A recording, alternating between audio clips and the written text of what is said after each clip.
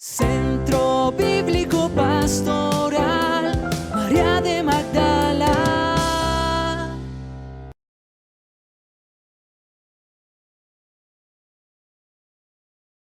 Nosotros somos sus templos y porque esa debe ser la actitud de resucitados, porque estamos celebrando este tiempo pascual. Espíritu divino, manda tu luz desde el cielo. Padre amoroso del pobre, donen sus dones espléndido. Luz que penetra las almas, fuente del mayor consuelo. Ven dulce huésped del alma, descanso de nuestro esfuerzo. Tregua en el duro trabajo, brisa en las horas de fuego. Gozo que enjuga las lágrimas y reconforta en los duelos. Entra hasta el fondo del alma, divina luz, y enriquécenos. Mira el vacío del hombre si tú le faltas por dentro. Mira el poder del pecado cuando no envías tu aliento. Riega la tierra en sequía, sana el corazón enfermo. Lava las manchas, infunde calor de vida en el hielo. Doma el espíritu indómito, guía al que tuerce el sendero. Reparte tus 7 dones según la fe de tus siervos. Por tu bondad y tu gracia, dale al esfuerzo su mérito. Salva al que busca salvarse y danos tu gozo eterno. Amén. Verdaderamente Cristo ha resucitado. Sí, verdaderamente ha resucitado. Que Buenas todo lo que noches. hagamos esta noche sea para la gloria del Padre, la gloria del Hijo y la gloria del Espíritu Santo.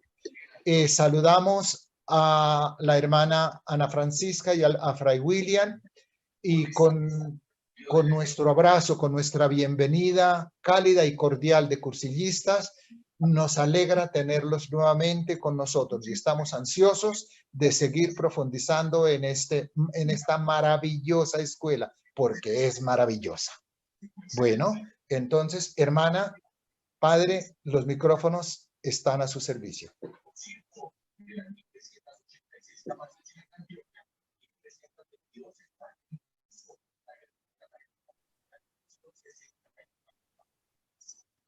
Pues nuevamente muy buenas noches con todos ustedes. ¿Cómo les va? ¿Cómo han estado en este tiempo que no nos hemos visto, que no nos hemos encontrado? Buenas noches, padre. Yo tal vez contravenga con con la norma que nos acaba de dar Luis Alberto, pero yo sí les pediría si pudieran activar sus cámaras, la cámara, no el micrófono, sino las cámaras, y les voy a decir la razón. De esa manera uno siente que está interactuando con personas, porque si no, estoy hablando con la máquina y me siento muy solito. Solo Sí, apagar micrófonos. Los que no pueden, sino el micrófono sí lo apagan, pero la cámara, los que puedan, la activan. Los que puedan, los que no, pues no hay ningún problema. Muy bien. Entonces, ahí está. Aquí estoy viendo ya varios con sus videos. Les vamos a proyectar, como habíamos quedado, el relato en sinopsis de la pasión de Jesús e igualmente también de lo que está en relación con la resurrección, justamente. Es un texto que todos ustedes ya lo tienen, que lo han recibido y que les pedimos tener justamente a la mano para poder trabajar sobre él. Igualmente les vamos a pasar en algún momentito unos videos, pues, con la finalidad de que alguien ya comenzó rayando. Muy bien, el que está rayando sepa que esta noche no va a poder dormir tranquilo, me va a soñar a mí. Y va a soñar un marcador también que le está rayando los bigotes. Entonces dejamos de presentar y volvemos a presentar para que no aparezca esa línea. Muy bien. Entonces, ¿se acuerdan ustedes dónde nos quedamos exactamente? Lo digo para que retomemos. ¿Ya?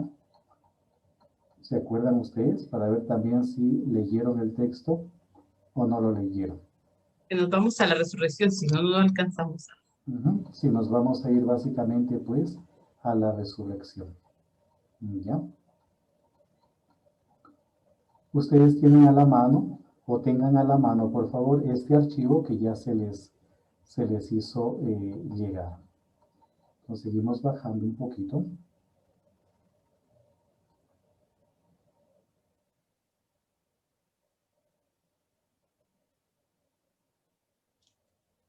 Aquí está. El tema de la resurrección. ¿Ya? Entonces vamos a leer básicamente el capítulo 16 del Evangelio de Marcos y con esto ya estaríamos concluyendo prácticamente el Evangelio de Marcos pues hoy día y ya iniciaríamos otro tema la semana que viene. Entonces, el texto en Marcos se encuentra en el capítulo 16 a partir del versículo 1. Dice lo siguiente: pasado el sábado, María Magdalena, María la de Santiago y Salomé compraron aromas para ir a embalsamarle. Y muy de madrugada, el primer día de la semana, a la salida del sol, van al sepulcro. ¿Sí? Van al sepulcro. Parecería que hay como una especie de presentación de la misma idea en dos frases diferentes. Se decían unas a otras: ¿quién nos retirará la piedra de la puerta del sepulcro? Y levantando los ojos, ven que la piedra estaba ya retirada, y eso que era muy grande. Y entrando en el sepulcro, vieron a un joven sentado al lado derecho, vestido con una túnica blanca, y se asustaron.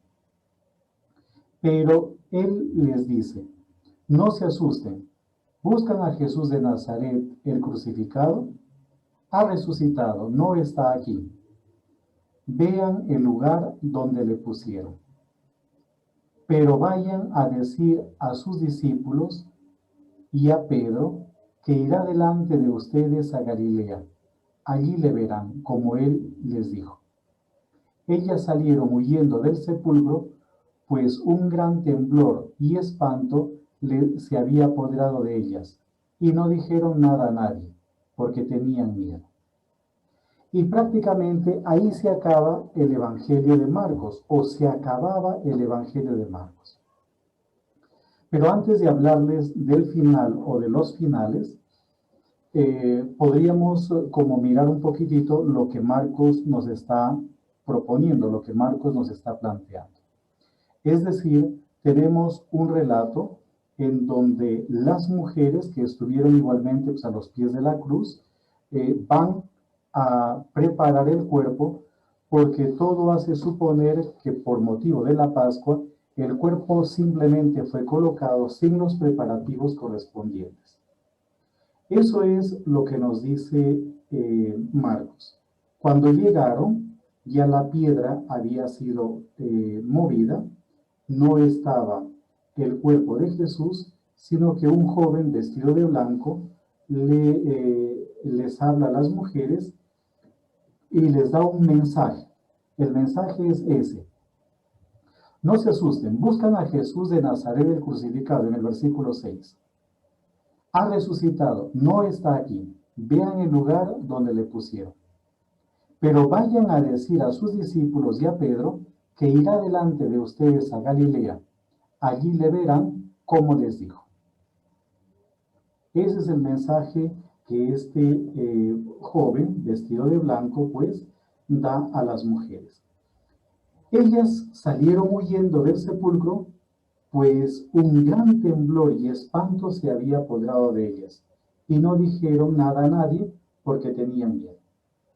Ese es el final del Evangelio. Ahí se acababa el Evangelio. Vamos a ver ahora qué es lo que nos presenta Mateo, y vamos a mirar igualmente las similitudes, las diferencias, los añadidos que el Evangelio de Mateo pueda tener. Tienen ustedes pues el texto nuevamente en sus manos y pueden ir haciendo una lectura en sinopsis.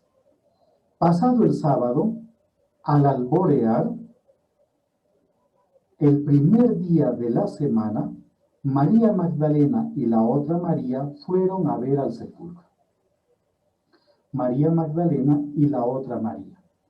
Hay una persona que no está considerada dentro del relato, porque en el caso de Marcos son 3 las mujeres. En el caso de Mateo son solamente 2. María Magdalena y se supone que la otra es María, la de Santiago.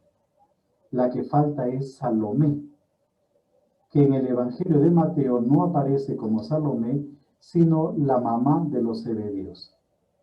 Eso significaría entonces de que el autor del Evangelio de Mateo intencionalmente estaría dejando de lado a la que podría ser identificada como la mamá de los hijos de Zebedeo. Y fíjense que en el caso de Marcos, como les dije hace un ratito, hay una especie de un relato doble. Pasado el sábado, María Magdalena y la otra María y la de Santiago y Salomé compraron aromas. Y muy de madrugada, el primer día de la semana, es como repetitivo. En ese sentido, parece que Mateo, que está leyendo, eso es evidente que está leyendo a Marcos, lo que hace es como mejorar un poco la redacción del Evangelio de Marcos. Y luego omite ese diálogo entre las mujeres. Marcos dice, se decían unas a otras, ¿quién nos retirará la piedra de la puerta del sepulcro? Ese diálogo es omitido por Mateo. Y Mateo nos presenta lo siguiente, una especie de hecho milagroso, un hecho sobrenatural y extraordinario. De pronto se produjo un gran terremoto, pues un ángel del Señor bajó del cielo y acercándose hizo rodar la piedra. Ese relato, por ejemplo, es omitido por Marcos. Pero seguramente se está inspirando en el diálogo de Marcos, en el diálogo que Marcos coloca en el versículo 3, intentando responder cómo fue que efectivamente la piedra rodó del sepulcro. Y dice lo siguiente, un ángel del Señor bajó del cielo y acercándose hizo rodar la piedra y se sentó encima de ella. Su aspecto era como el relámpago y su vestido blanco como la nieve. Parece que está igualmente inspirándose en lo que ya Marcos nos había dicho, solo que en el caso de Marcos, el joven está dentro del sepulcro y no es un ángel. En cambio, en el Evangelio de Mateo ya es un ángel. Los guardias, atemorizados ante él, se pusieron a temblar y quedaron como muertos. Los guardias. Porque en el Evangelio de Mateo aparecen centinelas que están vigilando justamente el sepulcro. ¿Y por qué están haciendo eso? Porque fueron los sacerdotes donde Pilatos y le dijeron que ese impostor había dicho que en 3 días o dentro de 3 días resucitaría. Y que es mejor que colocaran guardias, no sea que sus discípulos roben el cuerpo y después digan que ha resucitado, y ese engaño sería peor que cualquier otro. Después les voy a contar una anécdota que nos sucedió pues, con mi hermana Ana Francisca en Italia, cuando fuimos a visitar una exposición en el barrio judío, ahí en Roma, sobre Ana Frank, la autora del diario, Ana Frank, durante la Segunda Guerra Mundial. Entonces, aquí se nos dice de que los guardias quedan como muertos. Fíjense que ya es un relato que se amplía en comparación al Evangelio de Marcos. Y al mismo tiempo omite todo este versículo 5 porque lo ha reelaborado de una u otra manera. Mateo está reelaborando el relato. Mateo 28, 5 y 6, en relación con Marcos 16, 6. El ángel se dirigió a las mujeres y les dijo, ustedes no teman, porque sé que buscan a Jesús el crucificado. No está aquí, ha resucitado como lo había dicho. Vengan, vean el lugar donde estaba. Hay una relativa similitud con Marcos, pero también hay una diferencia. Versículos 7 y 8 de Mateo, 28, 7 y 28, 8. Ahora vayan enseguida a decir a sus discípulos, ha resucitado de entre los muertos e irá delante de ustedes a Galilea, allí le verán. Ya les he dicho, ellas partieron a toda prisa del sepulcro con miedo y gran gozo, y corrieron a dar noticia a sus discípulos. En el caso de Marcos, ellas no dan noticia a nadie, porque tienen miedo, a nadie le dijeron. En cambio, en el Evangelio de Mateo, ellas acogen esta especie de mandato, esta especie de comando que se les ha dado y lo van a ejecutar, lo van a poner en práctica. Muy bien, digamos que el Evangelio de Mateo continúa, pero lo que continúa ya lo analizaremos cuando veamos los otros versículos de Marcos. Vamos ahora a ver el Evangelio de Lucas. ¿Qué nos dice Lucas? Lucas dice, el primer día de la semana, muy de mañana, y aquí está siguiendo a Mateo, que ya sabemos que ha modificado un poco el relato de Marcos, fueron al sepulcro llevando los aromas que habían preparado. En el caso de Marcos no se habla de preparación, sino de comprar. En el caso de Mateo no hay ese relato de los aromas. Luego, en el 24:2 de Lucas, pero encontraron que la piedra había sido retirada del sepulcro. Y luego hay un cambio de lugar con un dato pues que nos proporciona Lucas. Pedro se levantó y corrió al sepulcro, se inclinó, pero solo vio los lienzos y se volvió a su casa, asombrado por lo sucedido. Ahora aquí vamos a encontrar un dato interesantísimo, y es que vamos a ver una especie de relación entre el Evangelio de Juan y el de Lucas, pero esto lo vamos a ver más adelante. Sigamos con el texto de Lucas. Entraron, pero no hallaron el cuerpo del Señor Jesús. No sabían qué pensar de esto, cuando se presentaron ante ellas dos hombres con vestidos resplandecientes. En el caso de Marcos es un solo muchacho. En el caso de Mateo no es un muchacho, es un ángel que viene del cielo y con un poder pues sobrenatural mueve o hace rodar la piedra del sepulcro. En el caso de Lucas tenemos dos hombres con vestidos blancos, vestidos de blanco. Asustadas, inclinaron el rostro a tierra, pero les dijeron, ¿por qué buscan entre los muertos al que está vivo? La afirmación cambia. No es exactamente igual a la que se encuentra en Mateo y mucho menos en Marcos. No está aquí, ha resucitado. Recordad o recuerden cómo les habló cuando estaba todavía en Galilea, diciendo, es necesario que el Hijo del Hombre sea entregado en manos de los pecadores y sea crucificado, pero al tercer día resucitará. Y ellas recordaron sus palabras. Ahí está haciendo una mención o una citación de los anuncios de la pasión. 24:9 de Lucas. Regresaron pues del sepulcro y anunciaron todas estas cosas a los 11 y a todos los demás. Hay un cambio y una ampliación con respecto a lo que ya Mateo nos había dicho. Porque Mateo dice que fueron y dieron el anuncio, pero en Marcos no. En Marcos no. Vamos ahora al Evangelio de Juan. Capítulo 20, versículo del 1 para adelante. El primer día de la semana va María Magdalena de madrugada al sepulcro cuando todavía estaba oscuro. En el caso de Marcos son 3 mujeres. En el caso de Mateo son 2 mujeres. En el caso de Lucas no se precisa muy bien cuántas son, aunque en algún momento lo va a decir. Y en el caso de Juan solamente es María Magdalena. Podríamos decir que la figura de María Magdalena es la única que se repite en todos los evangelios en la escena relacionada pues con la resurrección. Versículo 1b de Juan 20. Y ven María Magdalena, ve la piedra quitada del sepulcro.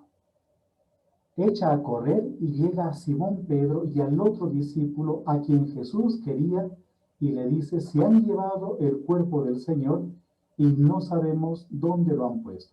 Parece que este relato del Evangelio de Juan se está inspirando en el Evangelio de Lucas. Y esto da pie a los especialistas para afirmar que el último redactor del Evangelio de Lucas probablemente participó también en la revisión y redacción final del Evangelio de Juan. El padre Boamar, y no solamente el padre Boamar, también el padre Lamoy, dos dominicos que elaboraron la sinopsis de los 4 evangelios. Ellos, por ejemplo, utilizan estos textos para decir de cómo los que participaron en la última revisión del Evangelio de Lucas también participaron en la revisión del Evangelio de Juan. Y es que hay una gran similitud entre Juan y Lucas, pero también entre Juan y los demás sinópticos, signo de que el Evangelio de Juan terminó de ser formado después de la existencia de los sinópticos. Ahora sí, vamos a ver un poquitito. Pero me había saltado un poco. Entonces, ahora entonces vamos a ver, pues, propiamente dicho, el final del Evangelio de Marcos y los paralelos. Con respecto al Evangelio de Marcos, tenemos nosotros 2 finales. Hay un final corto y al mismo tiempo un final largo, que es el canónico para nosotros. Dicho de una manera diferente, en el Evangelio de Marcos, desde el versículo 9 hasta el final, es decir, del 9 al 20, habría sido un añadido posterior y es uno de los 2 finales que tiene el Evangelio de Marcos. El otro final no es canónico, no entró evidentemente en la Sagrada Escritura. Solamente ingresó esto que es conocido como el final largo, que lo vamos a leer y vamos igualmente pues a ir haciendo una pequeña comparación con los demás evangelios. Entonces, dice lo siguiente el Evangelio de Marcos, versículo 9. Jesús resucitó en la madrugada del primer día de la semana y se apareció primero a María Magdalena, de la que habían salido 7 demonios. Si ustedes se fijan bien, rompe el relato anterior. Rompe. Porque es como si fuese un relato nuevo. Como si fuese un relato totalmente diferente al anterior. Como si no tuviera en cuenta al anterior. Y nos dice que se apareció primero a María Magdalena. En el Evangelio de Juan es solamente María Magdalena la que va a entrar en contacto con Jesús. Pero en el Evangelio de Marcos, antes ya, en los primeros versículos del capítulo 16, nos dijo que eran 3 las mujeres, aunque no se nos dice de que Jesús se apareció a las 3, sino que las 3 encontraron vacía la tumba y un joven que les habló. Pero la afirmación en el versículo 9 es de que Jesús resucitado se apareció primero a María Magdalena. ¿Y quién es María Magdalena? Aquella mujer de la que habían salido 7 demonios. Ese dato de una María Magdalena liberada de 7 demonios solamente se encuentra en el Evangelio de Marcos y en el Evangelio de Lucas. No está en el Evangelio de Mateo. Ahora, la pregunta es la siguiente, y con esto me detengo por un momento porque la hermana nos va a compartir otras cositas. ¿Por qué no aparece en Mateo? Si Mateo, por ejemplo, está también apoyándose en Marcos. ¿Por qué en Mateo no aparece? Veamos lo que dice el texto de Mateo. En esto Jesús les salió al encuentro y les dijo, salve. Y ellas, acercándose, le asieron, o sea, se aferraron. Algo similar va a suceder con María Magdalena en el Evangelio de Juan. que se va a abrazar de los pies de Jesús. Ellas se asieron de sus pies y le adoraron. Entonces él les dice, no teman, vayan y avisen a mis hermanos que vayan a Galilea, allí me verán.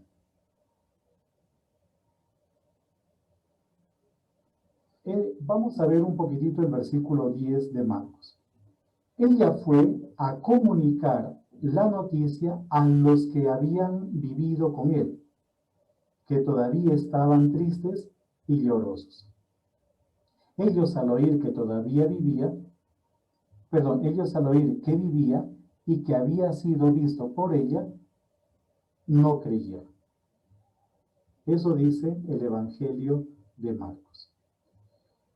Ese dato, por ejemplo, no aparece en el Evangelio de Mateo. Ahora, aquí hay una especie de posible teoría. El Evangelio de Marcos, como ya les hemos comentado, terminaba en el versículo 8.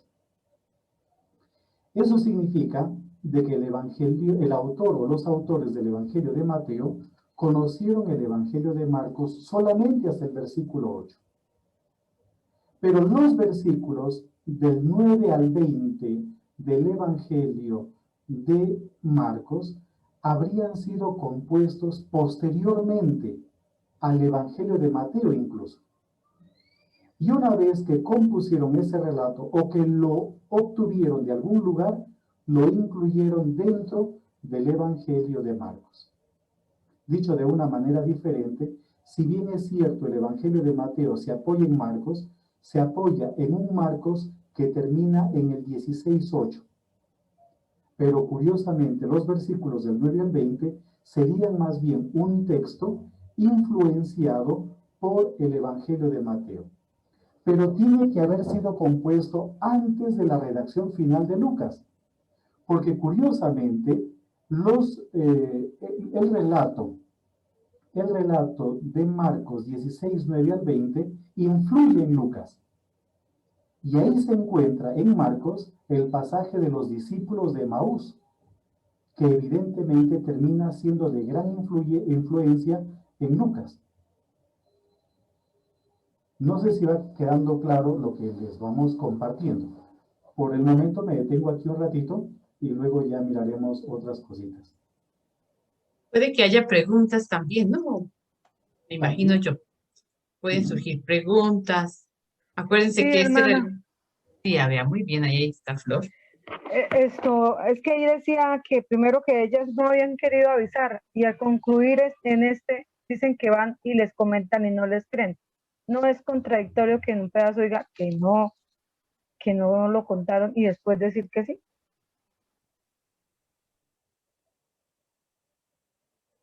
William. Sí, en cierta manera yo ya lo manifesté, porque lo que les he dicho es que el Evangelio de Marcos terminaba en el versículo 8. Ahí terminaba el Evangelio de Marcos. Y ese texto de una u otra forma influyó también en Mateo. ¿Ya? Influyó. Ahora, ¿qué cosa es lo que dice, pues, Mateo? Mateo nos presenta a nosotros la aparición de Jesús a las mujeres. ¿Sí? La aparición de Jesús. Ese texto, por ejemplo, sería un texto que el autor de Mateo lo elaboró, probablemente apoyándose en otras fuentes que ya no era Marcos. Porque parece que aquí más bien sucede todo lo contrario. Parece que Marcos más bien se apoya en Mateo. O alguien se apoyó en Mateo para componer esos últimos versículos. Porque curiosamente no aparece la información en Mateo de que María Magdalena había sido liberada de 7 demonios, cosa que sí sucede en Marcos. Entonces, en ese sentido, si el Evangelio se acababa en el versículo 8, el Evangelio termina con unas mujeres que se van y no le dicen nada a nadie porque tenían miedo. Pero el texto aparentemente es incompleto. Si no dijeron nada a nadie, ¿cómo es que se enteraron de la resurrección? ¿Cómo es que los discípulos, por ejemplo, tuvieron información de la resurrección? Alguien les tuvo que haber comunicado. Entonces, el evangelio queda tremendamente incompleto. Es por ese motivo que habrían añadido a partir del versículo 9. Porque miren, además, cómo comienza el versículo 9. Parece que es un relato totalmente nuevo. Jesús resucitó en la madrugada del primer día de la semana y se apareció primero a María Magdalena, de la que habían salido 7 demonios. Ella fue a comunicar la noticia a los que habían vivido con él, que estaban tristes y llorosos. Ellos, al oír que vivía y que había sido visto por ellas, no creyeron. ¿Por qué no creyeron? Y aquí entramos en otro dato que tal vez la hermana puede darnos más información. Porque resulta que para dar testimonio, primero las mujeres no, la palabra de las mujeres no tiene autoridad. Y en segundo lugar, deben ser 2 varones para poder dar testimonio. Por eso no le creen. ¿Ya? Por ese motivo no le creen. Pero probablemente sea un texto muy antiguo en donde esté graficada la dificultad para creer en la resurrección de Jesús.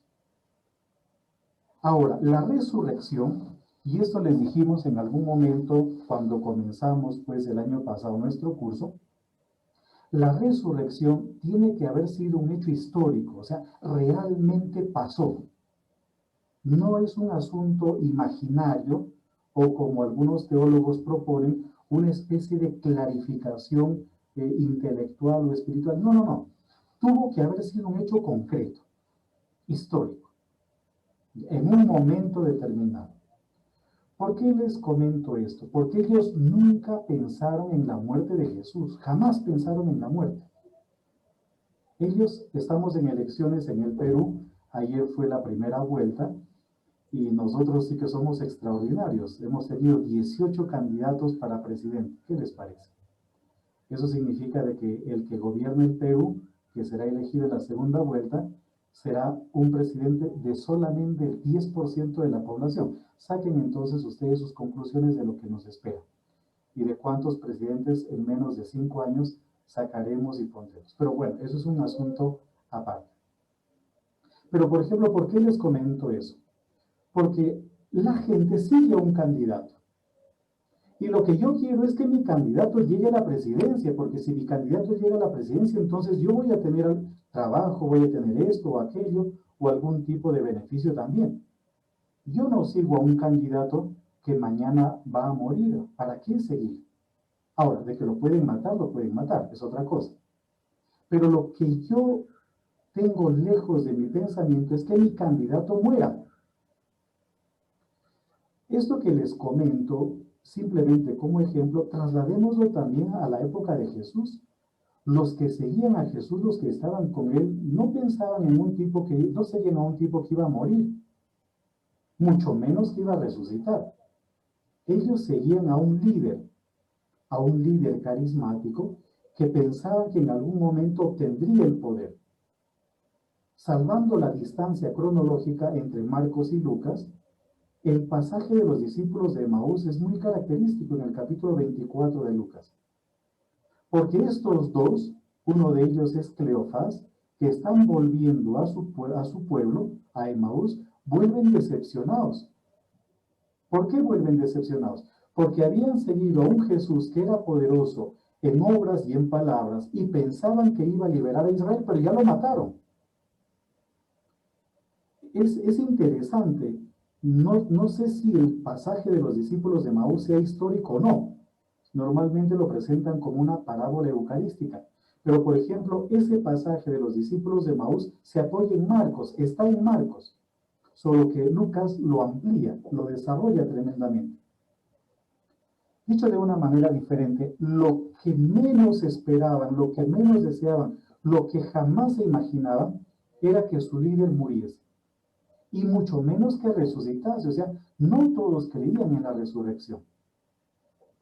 Dentro del judaísmo, no todos los judíos creían en la resurrección. Por eso, en Hechos de los Apóstoles, creo que es el capítulo 20 y tantos por allí, hay una escena por demás simpática. cuando Pablo se da cuenta que la mitad del auditorio era farisea y la otra mitad era saducea, y los hace enfrentarse para él poder escapar. Probablemente el autor de Hechos, que es el mismo autor de Lucas, esté exagerando un poquito el relato, porque ya sabemos cómo es él como escritor, pero ahí hay un dato interesante, y es que nos presenta el perfil doctrinal de los saduceos y de los fariseos. Por lo tanto, la resurrección no era común para todo el judaísmo, y no todos los judíos esperaban la resurrección. De ahí que ellos, que vieron que su líder había fracasado desde el punto de vista humano, tuvieron miedo. La resurrección entonces juega un papel fundamental. Así como no esperaban la muerte de Jesús, tampoco esperaban la resurrección. Y por eso es difícil de creer. Es tremendamente. Pero una vez más les digo, la resurrección tiene que ser entendida o vista como un acontecimiento histórico, algo que realmente pasó. Y Jesús tuvo que haberse aparecido. De otro modo no se entiende. ¿Ya? De otro modo no se entiende. Entonces, Reverendo, puede que el una Evangelio de pregunta. Marcos, si puede que el Evangelio de Marcos en ese sentido esté, por ejemplo, mostrando la dificultad o sirviendo de reflejo de la dificultad que existió en algún momento para aceptar lo relacionado con la resurrección de Jesús. Sí, Luis Alberto. Es una pregunta que pues se la formulo a los dos, ¿no? Que a mí siempre me ha lacerado el alma y esta es la noche de exponerla. Sí, dejando aparte y claro como el agua el acontecimiento de fe de la resurrección, que no puede ser probado científicamente porque es un acontecimiento de fe, ¿sí? Dejándolo claro, fuera de toda duda, ¿sí? Por lo que sabemos, el principio de la analogía de la fe. Dejando eso claro, también me asalta esta duda. Los neurofisiólogos actuales sostienen que nuestros sentidos están hechos para ver lo físico, pero jamás para ver lo que está más allá del mundo físico. Y en ese sentido, entonces, las apariciones serían solamente recursos catequéticos, ¿no? Porque fue tal el impacto del hecho de la resurrección en la comunidad que ellos lo narraron con sus palabras, no encontraron otras, ¿sí? Entonces la gran pregunta, ¿qué es eso de los recursos catequéticos en los relatos de las apariciones? Voy a contestar yo primero y luego William, porque creo que nos podemos complementar. Yo diría, no son solo relatos, porque si no, vana es nuestra fe, diría. Son relatos, pues sí, armados ya después, ¿cierto? Pero yo diría, lo que hay en el corazón del relato es lo que nos interesa. Y lo que hay en el corazón del relato es una experiencia. Pero una experiencia tan grande, tan inmensa, diría yo, tan grande, es que la experiencia más grande de fe, que es prácticamente como que imposible de contarla así tal cual las cosas van aconteciendo. Y para explicarla y poderla dar a conocer a otros, se crea el relato, ¿verdad? El relato. Y el relato no solamente es que sea una invención, también tiene que tener algo de lo que aconteció. Yo me devuelvo al relato de Marcos 16. Termina diciendo, hay una palabrita y William me corrige porque él es el que sabe aquí más griego. En el capítulo 16, versículo 8, que es donde cierra el Evangelio de Marcos, dice, ellas salieron corriendo del sepulcro y hemos traducido ahí, no sé qué traducción tengamos, espantadas, temblando, de espanto, pero en griego aparece la palabra éxtasis. ¿cierto? Creo, William, si no me equivoco. Es decir, ¿cómo salen ellas? Eso está hablando de una experiencia mística, de una experiencia enorme, grande, que es prácticamente, los místicos son los que menos pueden describir lo que les acontece. ¿Y qué utilizan? Utilizan metáforas, utilizan relatos, utilizan imágenes para poder describir lo que está aconteciendo. Y así termina Marcos, que es el primero que vamos a tener acá que escribir. Ellas salieron corriendo del sepulcro, no sé, William, si estoy en lo cierto, ¿no? Y yo no diría asustadas, como dice mi Biblia, ni fuera de sí, que me da la impresión de que salieron como locas, que salieron como chifladas, que salieron como atormentadas, que salieron, no. Yo emplearía más bien la palabra que tiene el griego ahí, todas las posibles traducciones que tenga. Es decir, es una experiencia tan profunda, que esto es del ámbito místico. No sé mi explicación. Ahora escuchemos lo que dice William. Sí, a ver, 16:8, ¿verdad? Ese el diccionario no lo tengo aquí a la mano.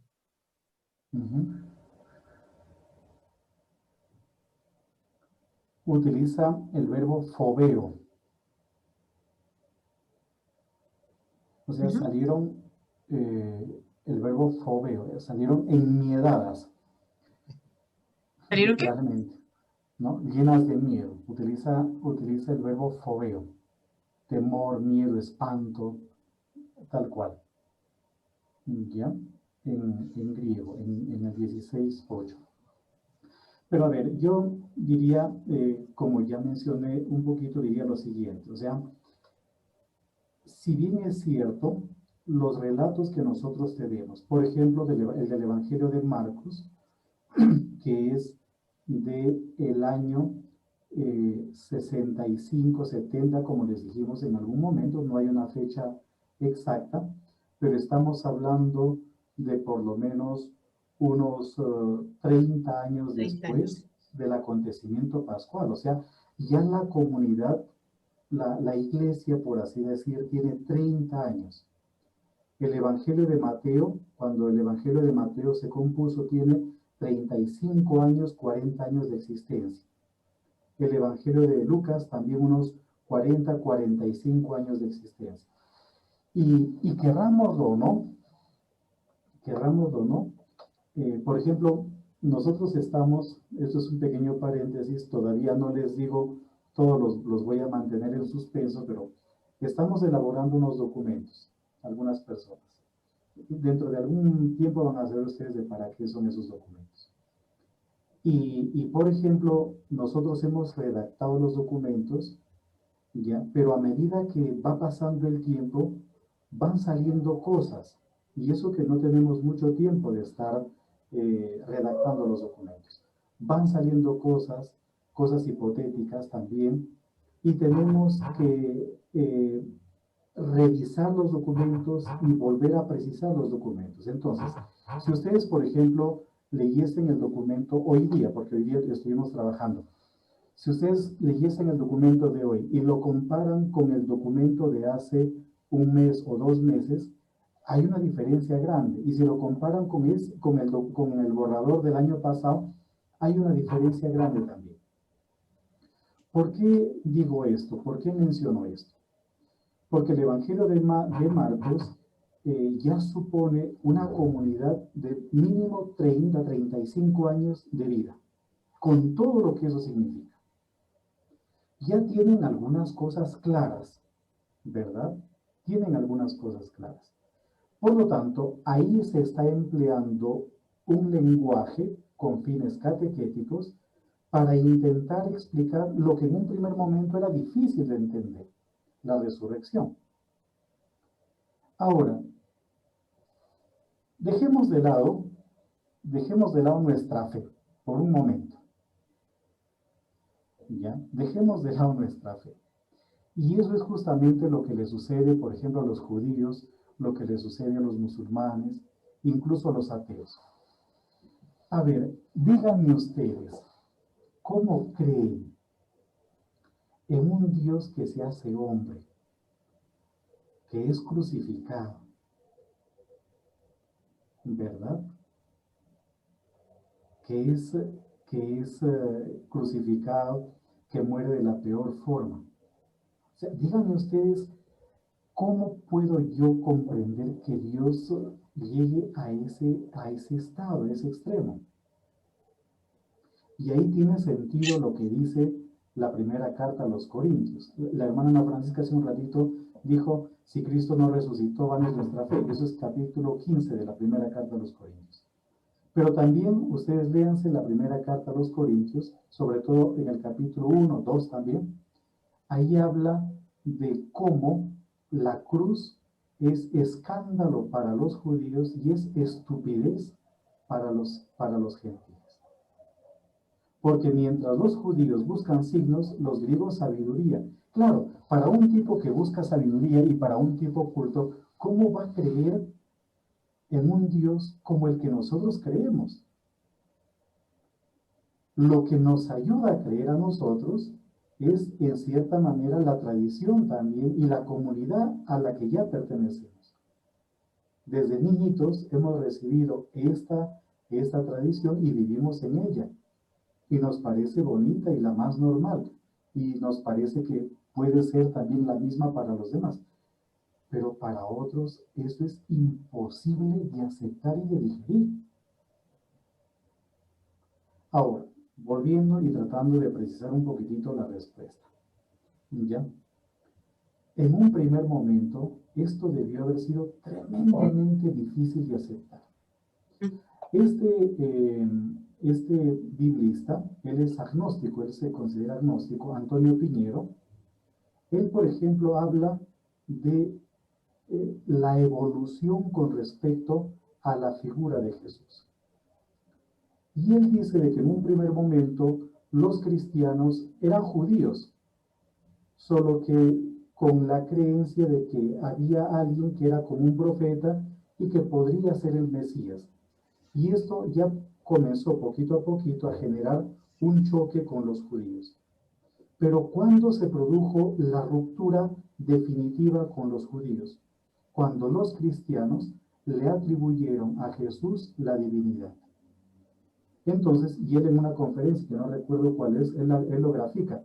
Y dice, bueno, ya les hemos tolerado de que vean a Jesús como un profeta. Incluso les hemos tolerado un poquito más de que vean a Jesús como un Mesías, a pesar de que el Mesías no puede ser así. Pero que ustedes me vengan con esta idea de que Jesús es Dios, hombre, eso ya es una estupidez. Eso no lo vamos a aceptar, es una blasfemia. Y él dice, por ejemplo, de que esto debió haber sido hacia finales del siglo I, o tal vez ya en el siglo II, no recuerdo bien. Pero esa es un poco la posición que da él. Entonces, él habla de una especie de evolución en cuanto a la concepción con respecto a Jesús, intentando dar una respuesta. ¿Qué es entonces lo que nosotros estamos leyendo? Estamos leyendo unos textos catequéticos que sirven ya como su soporte, como sustento medio doctrinal a una comunidad que ya cree, aunque todavía no ha evolucionado totalmente en su comprensión de qué cosa es la resurrección de Jesús, pero ya está creyendo en él. Ahora, los escritos más antiguos del Nuevo Testamento son las cartas de Pablo. Y las cartas de Pablo evidentemente están haciendo alusión a la resurrección y las consecuencias de la resurrección para nosotros. No dice cómo fue. En ese sentido, y ya con esto concluyo este intento de respuesta, en este sentido, como les dije hace un ratito, la resurrección de Jesús debió haber sido un hecho histórico. Un hecho histórico. Que no supieron bien en un primer momento cómo era el asunto, pero que con el paso del tiempo lo redactaron como nosotros lo leemos. Porque también está de por medio la tradición judía. Y resulta que Jesús es un maldito. Esto lo dice la carta a los Gálatas, que no es de la carta a los Gálatas. Esto es del Deuteronomio, me parece. Porque maldito es todo aquel que cuelga de un madero. En pocas palabras, maldito es todo aquel que muere sin tocar el suelo. Por ejemplo, un ahorcado o, por ejemplo, un crucificado. De ahí que lo que normalmente se hacía era enterrar a los muertos de esta naturaleza, quiero decir, con este tipo de muerte. Porque si no se les enterraba, había la creencia de que volvían a cobrar venganza. Y en ese sentido, lo que hacen los textos de la resurrección es mostrarnos a un Jesús que, lejos de aparecer como vengativo, es alguien que reparte paz, que ofrece paz. Pero para que no sea confundido con un fantasma, también está el asunto del comer y del beber, el compartir los alimentos. Entonces, no es un fantasma, no viene a cobrar venganza, sino que es alguien que se aparece con otro tipo de corporidad, que aparece también bajo otros aspectos, qué sé yo, que vuelve de más allá de la muerte, pero los relatos que nosotros tenemos son un intento por explicar cómo pudo haber sido algo que tal vez nunca sepamos en su totalidad, ¿no? No sé, William, si también podríamos decir, ahora lo estoy pensando, son profesiones de fe. O sea, estos relatos son por ahí sí profesiones de fe. es. Por Son ahí sí profesiones de es. fe, de una experiencia tan profunda. Ya encontré aquí la palabra éxtasis, ¿cierto? Sí, está aquí en el versículo 8. Aquí está exactamente. Esas son profesiones de fe, de experiencias tan profundas, hay que describirlas, pues de alguna manera. Y yo me devuelvo a la profesión de fe aquí en el capítulo 16, William, en el versículo 6. Porque lo que es en el versículo 6 y 7 de Marcos, vamos a encontrar la profesión de fe. En 10, digámosle que aquí uno podría poner varios punticos, pero yo voy a poner 12 punticos, que es la respuesta del ángel a las mujeres, o no, a las mujeres no hay respuesta porque ellas no hablan, son las mujeres del silencio, pero que es lo que el ángel les dice a las mujeres. 1, no tengan miedo. 2, ustedes buscan a Jesús. ¿A quién siguen? A Jesús. 3, ese Jesús es el Nazareno, el de Nazaret. En concreto, lo sitúan, lo colocan como un hombre que existió. 4, voy ya como en 4, ¿no? Pero es el crucificado. No podemos saltarnos esto de una vez de Jesús Nazareno a Jesús resucitado, sino que hay que poner el punto en la crucifixión, porque es un punto también que marca nuestra fe, ¿cierto? Grande. Entonces, el crucificado. Luego, en 5 podríamos decir, en mi Biblia, voy siguiendo mi traducción, ha resucitado. Entonces, miren, Jesús de Nazaret, el crucificado, ha resucitado. Eso es Luego puro les va a decir, querigma. Eso es Señor, puro querigma, ¿cierto? sí, no está aquí, no está aquí. O sea, Él no está aquí, no es aquí donde lo van a encontrar. Si lo quieren encontrar, tienen que hacer un desplazamiento. Tienen que ir hacia otro lugar. Entonces dice, no está aquí, vean el lugar.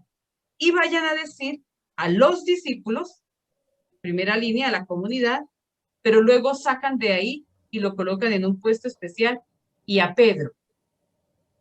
Le vayan a decir a la comunidad y a Pedro que irá delante de ellos a Galilea. Allí lo verán como él lo dijo. Y es como si el Evangelio de Marcos terminara, bueno, digo profesión de fe, pero concluyendo todo el Evangelio, porque eso fue todo el Evangelio. Todo el Evangelio fue el de encontrarnos a lo largo del Evangelio con Jesús de Nazaret, ¿cierto? Con el Galileo, diríamos nosotros, que luego pues va a pasar por la pasión, por la muerte y la resurrección. Entonces es una profesión de fe. Creo que estos textos a veces los leemos, los queremos historizar tanto, creo yo, que pierden el sentido, porque son más profesiones de fe. Gracias, hermana, gracias. Yo quisiera, en lo que ha dicho el padre William, que ha dicho muchas cosas, ¿cierto? Comparando los textos, y es el rol de las mujeres, porque imposible que no hablemos del rol de las mujeres en estos relatos de la resurrección. Porque es maravilloso que ellas sean las primeras. Pues en una cultura como la que conocemos, pues también, pues viendo, diríamos, el carácter petrino que va tomando después la iglesia, la fuerza de los varones, pues a las primeras que les anuncian la resurrección o que constatan este hecho de la resurrección son las mujeres, a quienes el ángel les habla, y entre ellas, ya lo decía el padre William, la que indiscutiblemente está en todos los relatos es María Magdalena, el rol tan importante de María Magdalena. Pero también me llama la atención que son las mujeres del silencio, porque ellas no hablan, ellas contemplan, observan y guardan silencio. Eso en Marcos, ¿no?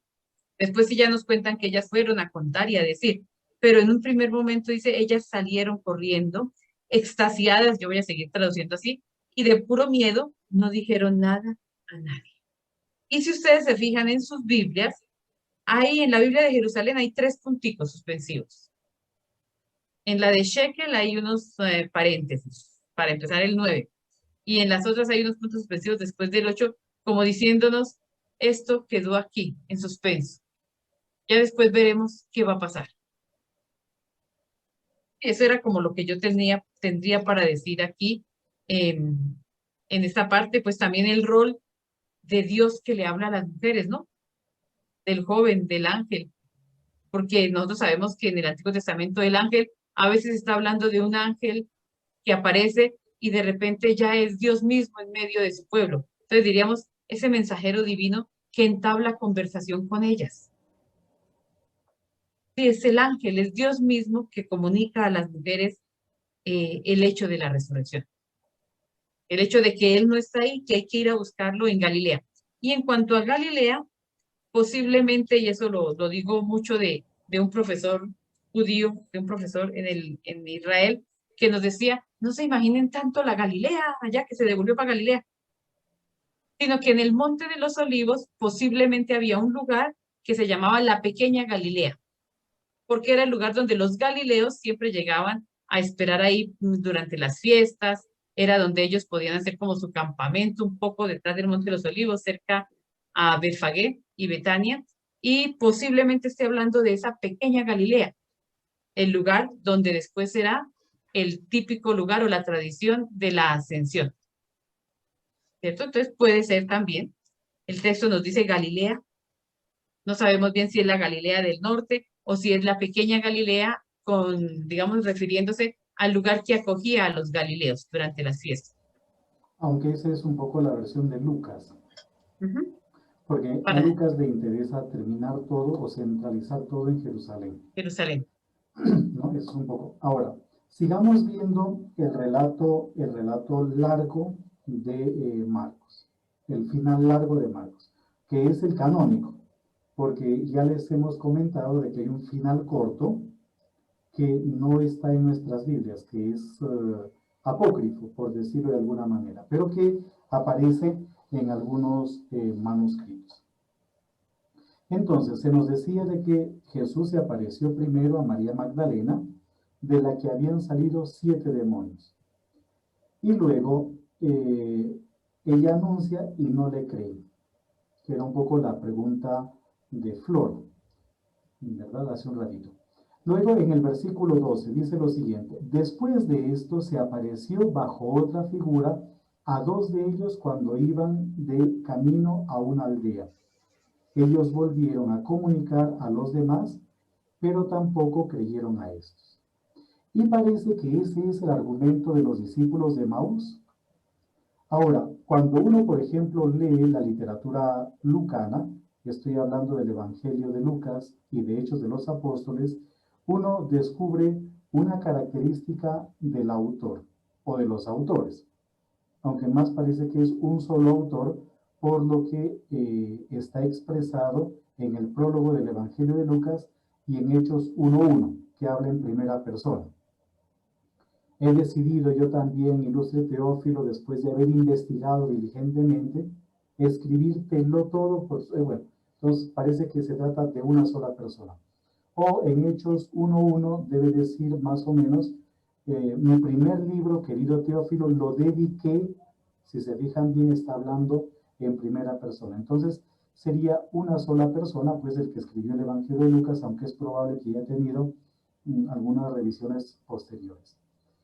Pero la característica de ese autor es que coge una frase y lo convierte en todo un relato. Lean, por ejemplo, Marcos 16, 12 y 13, y es prácticamente el relato de los discípulos de Maús, solo que en Lucas 24 el texto se amplía enormemente. Lo mismo, no sé si Flor hizo con nosotros San Pablo en el centro bíblico, pero por ejemplo, cuando uno lee lo referente a San Pablo en Hechos de los Apóstoles, el texto que está detrás de una buena parte de lo referente a San Pablo en Hechos de los Apóstoles es Gálatas. Unos pocos versículos de Gálatas, uno lo encuentra ampliado enormemente en Hechos de los Apóstoles. Esa es un poco la característica. Por lo tanto, parecería que el autor de Lucas se está apoyando en este relato, que sería un relato posterior, introducido posteriormente dentro del Evangelio de Marcos. Vayamos a la parte medio final del Evangelio de Marcos. Versículo 14. Por último, estando a la mesa los 11 discípulos, se les apareció y echó en cara su incredulidad y su dureza de corazón, por no haber creído a quienes le habían visto resucitar. Esto da pie para que nosotros leamos una bienaventuranza en el Evangelio de Juan, en relación con Tomás. Bienaventurado eres tú, bienaventurados los que sin ver creen, ¿ya? Que sería una especie de invitación a creer en la resurrección, aunque no veamos físicamente a Jesús. Y luego viene este mandato, que es un mandato diferente en comparación al de Mateo. El mandato de Mateo es un poquitito más amplio y el mandato de Mateo ya nos hace caer en la cuenta de que la comunidad está viviendo con sacramentos. Ya hay sacramentos, sobre todo el sacramento del bautismo. En cambio, en el Evangelio de Marcos no se hace alusión a ningún sacramento y es un mandato mucho más amplio. Vayan por todo el mundo y proclamen la buena nueva a toda la creación. El que crea y sea El que crea y sea bautizado se salvará. El que no crea se condenará. Estos son los signos que acompañarán. Los que crean en mi nombre expulsarán demonios, hablarán en lenguas nuevas, agarrarán serpientes en sus manos y aunque beban veneno no les hará daño. Impondrán las manos sobre los enfermos y se pondrán bien. En el Evangelio de Mateo aparece ahí toda una invitación a la catequesis y aparece la única fórmula trinitaria, la única fórmula bautismal trinitaria de todo el Nuevo Testamento. No es la única fórmula trinitaria, hay varias fórmulas trinitarias. Por ejemplo, al final del capítulo 13 de 2 de Corintios hay una fórmula trinitaria y otras más, pero esa es como la más común o la más conocida. Pero la fórmula bautismal trinitaria solamente se encuentra en el Evangelio de Mateo, lo que demuestra una teología un poquitito más amplia, más elaborada. Versículos 19 y 20 de Marcos. Con esto, el Señor Jesús, después de hablarles, fue elevado al cielo y se sentó a la diestra de Dios. Ellos salieron a predicar por todas partes, colaborando el Señor con ellos y confirmando la palabra con los signos que la acompañaban. Y curiosamente, en el Evangelio de Mateo no hay lo relacionado con la ascensión. Eso significaría de que este relato 16 del 9 al 20 de Marcos es posterior al Evangelio de Mateo. Porque ya el Evangelio de Lucas tiene la Asunción y aparece dos veces, una vez en Lucas y la otra vez aparece en Hechos de los Apóstoles, a comienzos de Hechos de los Apóstoles. Ese sería otro elemento que se terminó introduciendo en la catequesis relacionada con Jesús, el tema de la Asunción. Esos son como los elementos pues que van saliendo aquí, haciendo comparación de textos, logramos darnos cuenta de esto. Pero dialoguemos, si quieren ustedes, un poquitito más sobre lo que estamos viendo aquí en el Evangelio. Hay algo interesante y es la manera como, si fuera solo Marcos, ¿no? Supongamos que sea Marcos o que sea también Lucas, el envío final hacia, digamos, a lo universal, ¿no? Vayan, ¿dónde está? En amarillo. Ya. Ir por todo el mundo y proclamar la buena nueva a toda la creación. Ya, todo el mundo, toda la creación. Se repite. Y creo que esto también es como querido para que contraste con las últimas palabras de la Biblia hebrea, con lo que termina la Biblia hebrea. La Biblia hebrea termina con el libro de Crónicas. Si ustedes van a una Biblia hebrea, toman una Biblia hebrea, ¿cierto? Toman una Biblia hebrea, se van a dar cuenta que las tres partes, la Torá, los profetas y los escritos, termina con el libro de las Crónicas. La última palabra de la Biblia hebrea es el libro de las Crónicas. En el canon hebreo, ¿no? En el canon hebreo. No digo la última palabra del Antiguo Testamento. No, porque para nosotros son los profetas en el Antiguo Testamento. Pero la última palabra de la Biblia hebrea, del canon hebreo, es el libro de las Crónicas. Y el libro de las Crónicas termina también con una invitación, que la vamos a leer, o si alguno la quiere leer, la tiene por ahí. En el libro de las Crónicas termina con el envío a Jerusalén. El libro de las Crónicas es el último libro de la Biblia hebrea y termina con el envío a Jerusalén. Y les dice, pues hablando del decreto de Ciro, ¿cierto? Porque terminas con las palabras del decreto de Ciro, ya lo encontré acá, ya lo tengo acá. Y dice, suban a Jerusalén. No suban, que allá se va a acabar todo, mejor dicho. Crónicas, se me perdió ahora. Aquí está. Termina diciendo, lo voy a retomar. El año primero de Ciro, rey de Persia, el Señor, para cumplir lo que había anunciado por medio de Jeremías, movió a Ciro, rey de Persia, a promulgar de palabra y por escrito en todo su reino. Ciro, rey de Persia, decreta: el Señor Dios del cielo me ha entregado todos los reinos de la tierra y me ha encargado construirle un templo en Jerusalén de Judá. Punto. Y viene la última frase. Todos los de ese pueblo que viven entre nosotros pueden volver y que el Señor su Dios esté con ellos. Pero en hebreo es suban. La última frase es suban a Jerusalén. Ustedes como judíos instálense en Jerusalén y hagan de ese lugar el retorno de los judíos, ¿no? La gran ciudad de los judíos. Ese envío con el que termina la Biblia hebrea contrasta con el envío del Nuevo Testamento, de los Evangelios. Es una invitación a lo universal, no a concentrarnos en un lugar. ¿Sí? Nos dice, quédense entonces todos los cristianos en Jerusalén, o váyanse entonces para Antioquía, que allá les va a ir bien, o váyanse para Roma y terminen en Roma. No, la invitación final es, que ya es de la iglesia, ¿cierto? Que ya es una opción de las comunidades cristianas, es vayan por todo el mundo. Y aquí nos diferenciamos del judaísmo. Nosotros nacimos con una vocación universal, de misioneros, de enviados, de ir más allá de las fronteras. Por allá como que me escucho 3 veces yo. De ir más allá, o sea, de ser enviados, de sentirnos enviados, de sentirnos misioneros.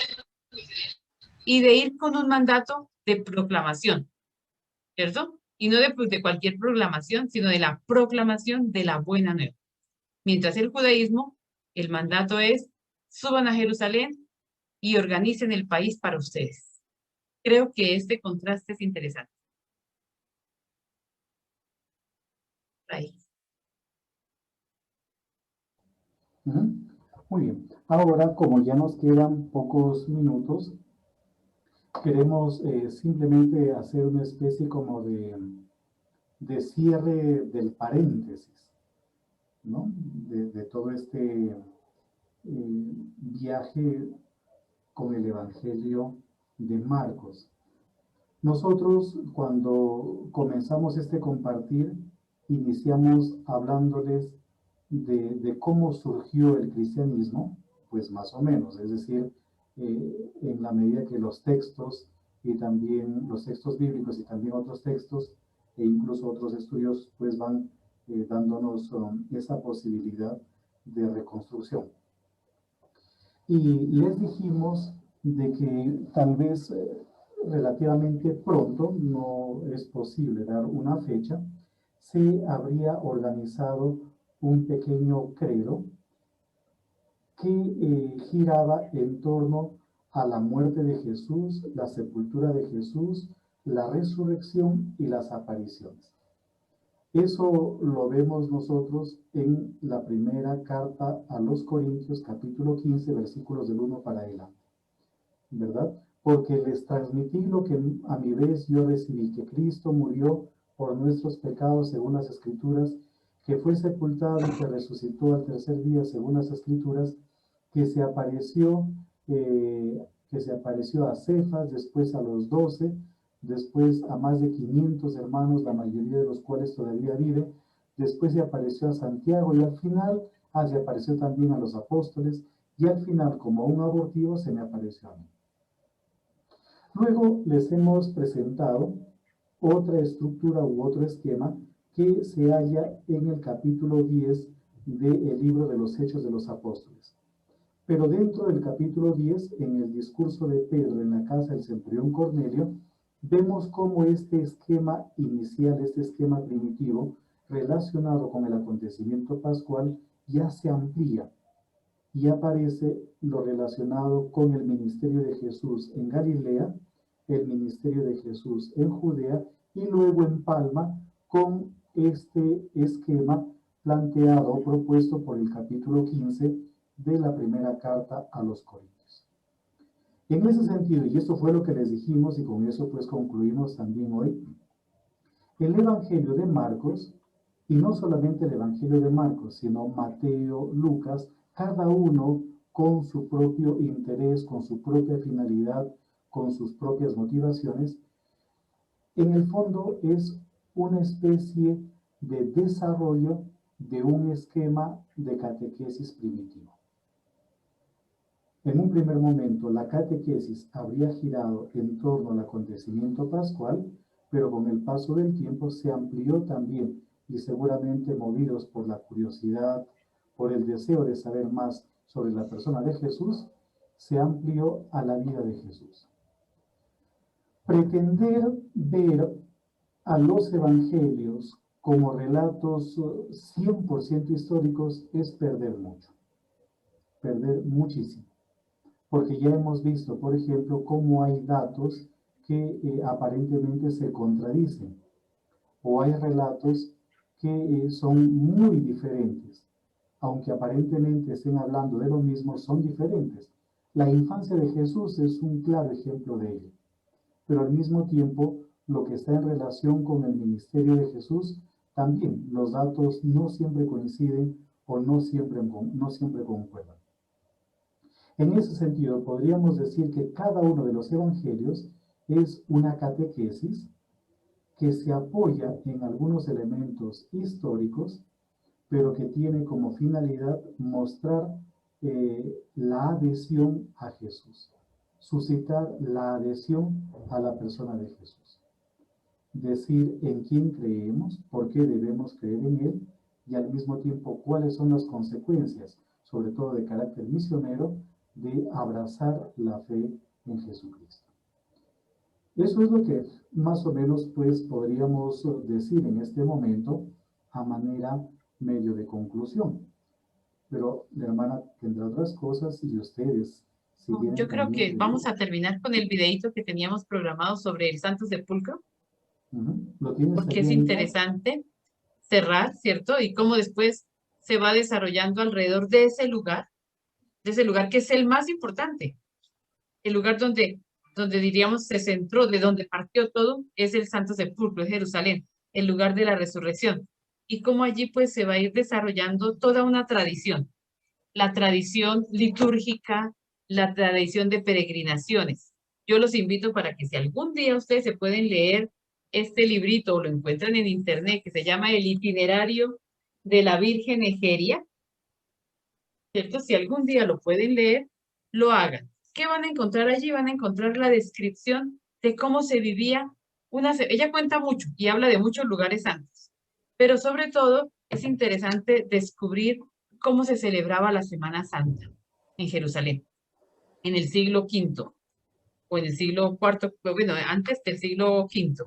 Y luego vamos a encontrar aquí, por ejemplo, porque ella va a hablar de la octava de Pascua, qué se hacía durante la octava de Pascua hasta Pentecostés. Y podemos seguir.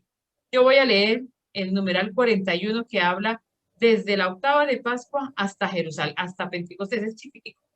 Y dice, desde Pascua hasta quincuagésima, es decir, Pentecostés, nadie, absolutamente nadie ayunaba aquí. Esos días, como en todo el año, se hace siempre en la anástasis, que ya vamos a ver dónde queda la anástasis, ¿cierto? Lo de costumbre, desde el primer canto del gallo hasta la mañana y lo mismo a sexta y el lucernario. Pero en los días de domingo se va siempre al martirio, todo eso es Santo Sepulcro. Esto es a la iglesia mayor, según la costumbre, y de allí se va a la anástasis con himnos. Más en la feria cuarta y en la sexta, como esos días nadie absolutamente ayuna, se va en procesión a Sion, pero por la mañana el oficio se hace a su tiempo. Es decir, que si quisiéramos conocer un poquito la Jerusalén, no tanto la Jerusalén, los lugares santos, lo que vamos a llamar después los lugares santos, tendríamos que conocer también esta señora, es una señora Egeria, que sería la primera guía de Tierra Santa. Ella es la primera guía de Tierra Santa. Es la maestra de las guías. Entonces, invitados, si algún día tienen la oportunidad de encontrarlo, de leerlo, creo que en internet lo pueden encontrar y lo pueden descargar, se lo sugerimos. ¿De acuerdo? Entonces vamos, no sé si tiene el videito, yo lo tengo aquí listo. ¿Lo proyecta? Entonces voy a proyectarles un videito, aquí ya voy a listarlo.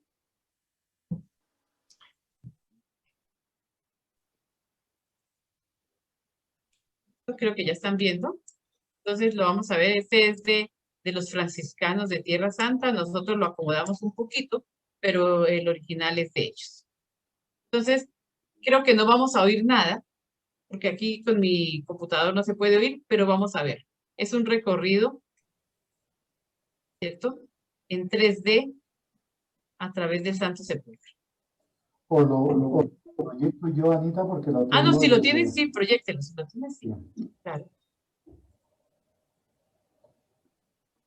Lo que sucede es que en el video que iba a proyectar Ana Francis, que está al revés, va desde el hoy hasta el año 33.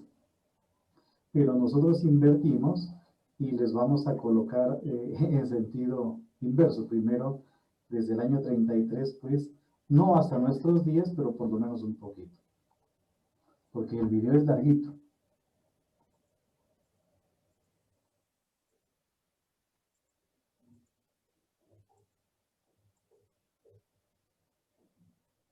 No tiene audio, sino es básicamente el mirar. Mientras el video va corriendo, podemos hacer comentarios, podemos ir hablando.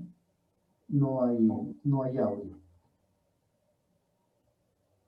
Entonces ahí está, el año 33. Entonces así habría sido, ¿ven? Aquí tenemos el lugar del Calvario y a este lado pues una gruta. Toda esta zona quedaba fuera, a las afueras de la ciudad. Era una cantera, pero básicamente la parte del Gólgota era un montículo con una piedra que no era de utilidad, por lo tanto había quedado como un montículo, no servía esa piedra para extraer de ahí material de construcción.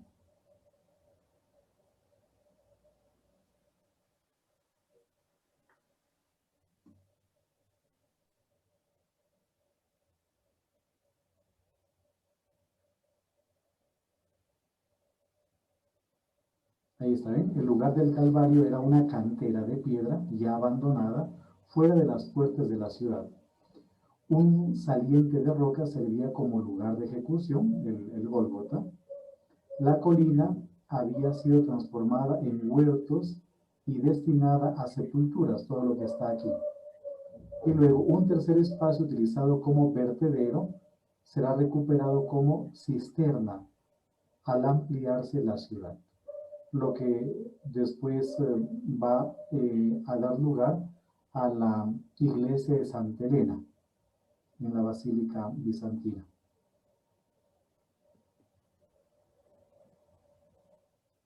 Entonces aquí estaría la colinita donde fue crucificado Jesús.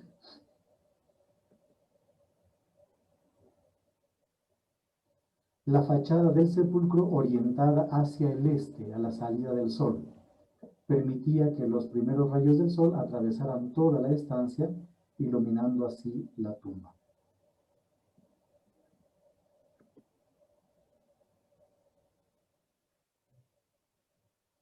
Entonces, ahí tienen una recreación de cómo más o menos habría sido, ¿ya? El lugar de el Calvario. ¿Sí? Solo que aquí aparentemente es muy distante, pero en realidad no es tan distante.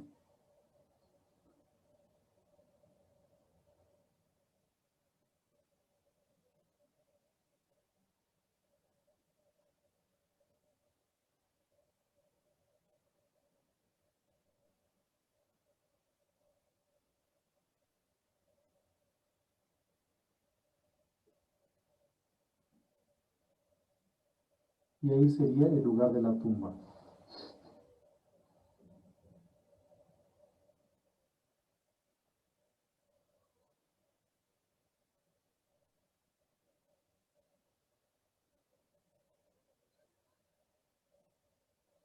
Mirando hacia el este. Así habría sido el lugar en la época de Pilatos.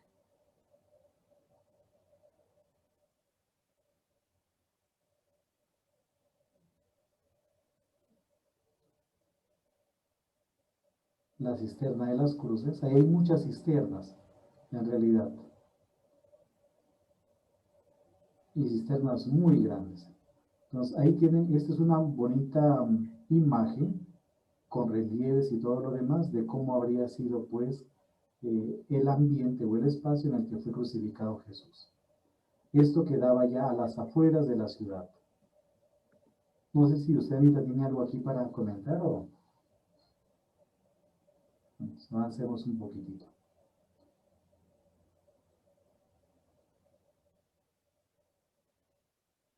Ahora avanzamos en el tiempo y llegamos a la época de Adriano. ¿Ya? A la época del emperador Adriano. La famosa Aelia Capitolina. Destruida Jerusalén, el emperador Helio Adriano refundó la ciudad con el nuevo nombre de Aelia Capitolina, diseñando su centro como un capitolio para los dioses romanos.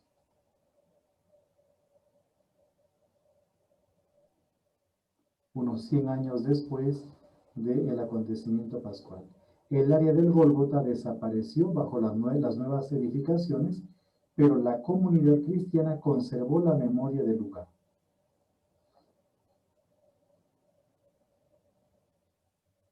Escribe San Jerónimo, desde la época de Adriano hasta el emperador Constantino, durante unos 180 años, en el lugar de la resurrección fue venerada la estatua de Júpiter, o Zeus para los griegos, y sobre la roca de la cruz se alzó una estatua de Venus. de Venus.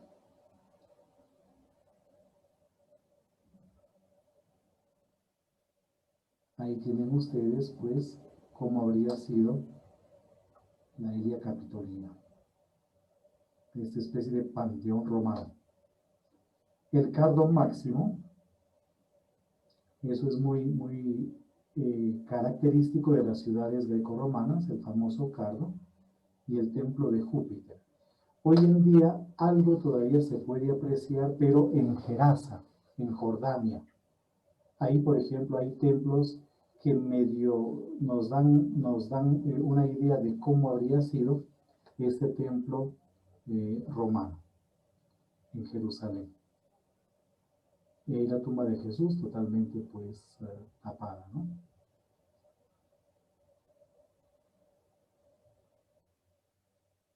La tumba y el Calvario.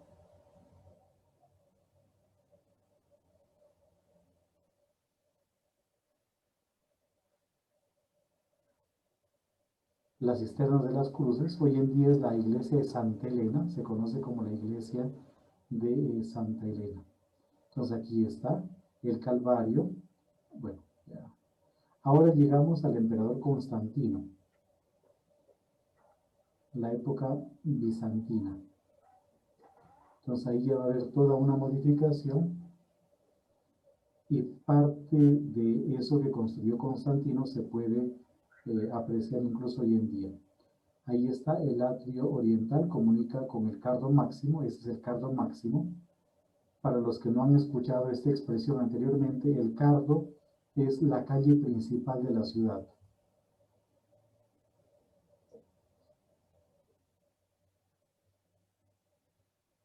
Aquí está lo que mencionaba la hermana. La peregrina Egeria habla de una segunda iglesia situada tras la cruz, es decir, en el Calvario. Egeria también describe el tripórtico como una verdadera iglesia a cielo abierto.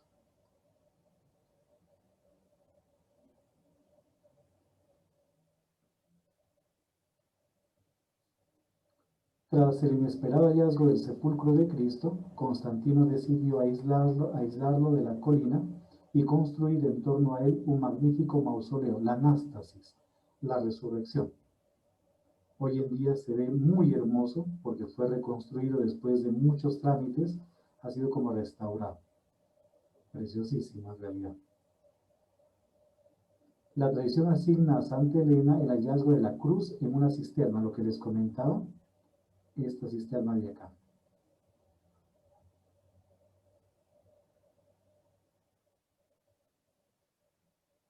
Pues esta ya era la iglesia bizantina. El cardo máximo, todavía se ven hoy en día algunas columnas, sobre todo en el barrio judío, se aprecian algunas columnas, el atrio oriental, efectivamente, ¿ya? Y se ingresaba a la basílica. Esta era la basílica.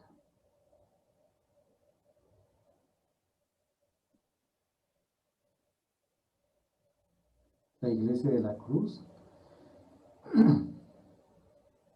Ahí está el Gólgota o el Calvario.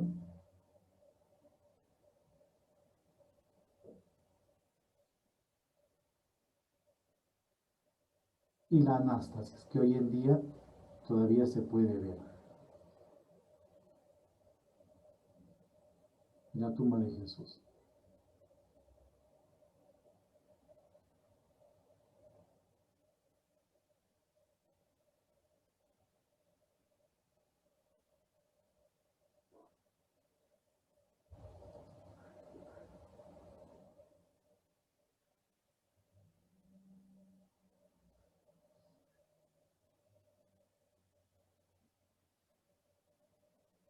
El tripórtico.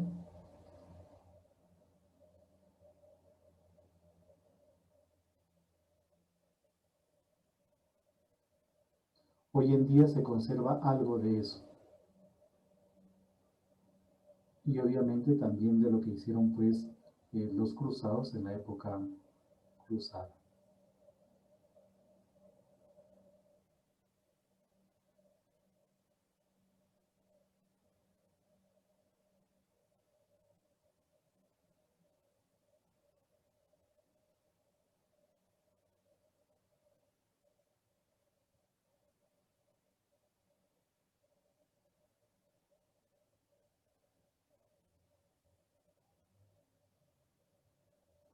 y ahora viene el periodo cruzado. Pero yo creo que podríamos, como ya nos hemos pasado el tiempo, porque me gustaría mostrarles una imagen, ya, que es la que está justamente, que sirve de portada a nuestro librito, a uno de nuestros libros, el mosaico de Madaba. A ver, les voy a mostrar aquí.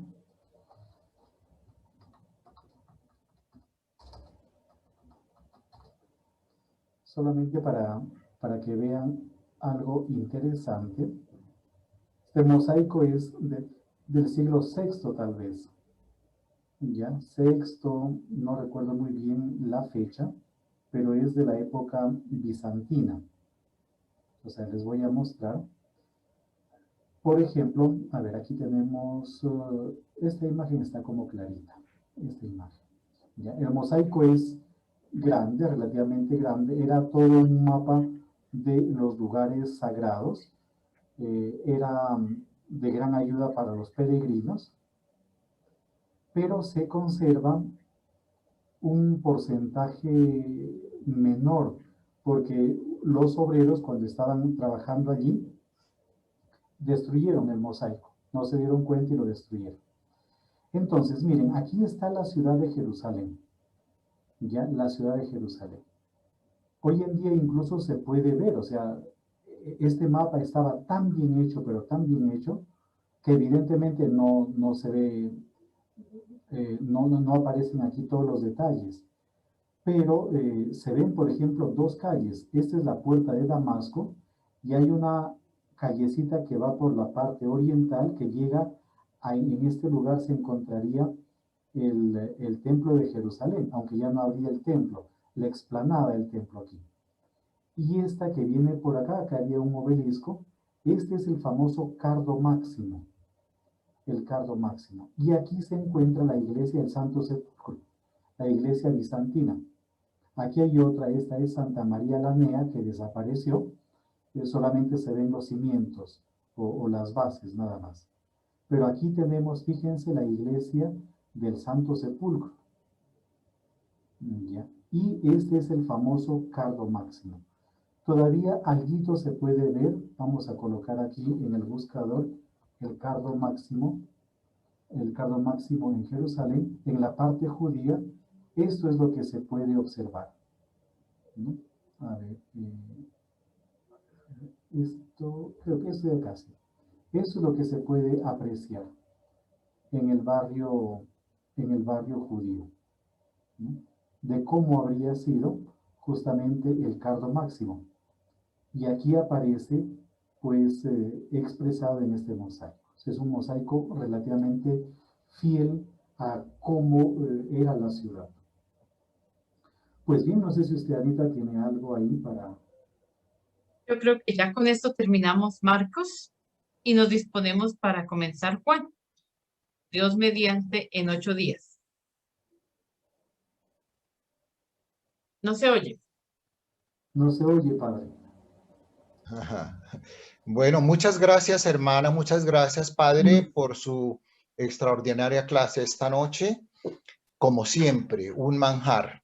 Bueno, entonces la invitación a toda la sala para que en 8 días, pues esto tenga, que todo el aforo esté lleno. ¿El padre Tulio está dentro de la sala? O regálenme un ratito una pequeña cosa para proyectarles.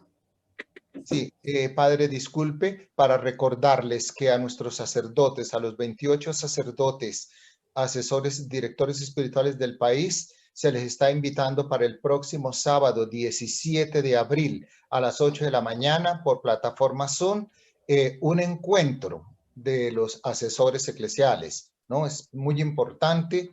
Y entonces estará allí el padre Wilton Gerardo Sánchez Castelblanco, sacerdote de la diócesis de Chiquinquirá. Entonces, cordialmente invitados, y es decir, invitemos a los sacerdotes, porque ellos hay que recordarles y hay que estar animándolos para que este evento pues sea lo que esperamos de él. Sí, Padre. No, era para mostrarles ese mosaico de Madab, y ahí dice la santa ciudad de Jerusalén, era solamente eso, pero... Donde dice Agia, ¿cierto? Hagia. Donde en griego dice Agia, ¿sí? Hagia. Hagia. Hagia. Hagia, santa. Hagia. A ver, aquí, solamente para que... Aquí. Hagia Polis, Jerusa, y obviamente aquí le falta. Hagia. Hagia Polis, Jeru. Ahora, en árabe, Jerusalén se dice Al-Quds, ¿no? En árabe, los árabes. Al-Quds, por ejemplo, los egipcios o los jordanos hablan siempre de Jerusalén como Al-Quds, la santa, la santa. Es interesante. Pero bueno, era una simple curiosidad. Gracias, Padre. Entonces, el Padre Tulito, por favor, sus palabras y la bendición, por favor. Bueno, agradecerle al Señor por este tiempo de la Pascua y a cada uno de ustedes, al Padre William, a la hermana Francisca. Y terminó con esta tradición de la resurrección tomada de San Pablo a los romanos en el capítulo 10, que es una de las tradiciones de tipo de confesión que San Pablo nos dirige. Dice así: porque si tú confiesas con tu boca que Jesús es el Señor y crees en tu corazón que Dios resucitó de entre los muertos, serás salvado. El Señor esté con ustedes. Y con tu espíritu. Y la bendición de Dios Todopoderoso, Padre, Hijo y Espíritu Santo, descienda sobre ustedes.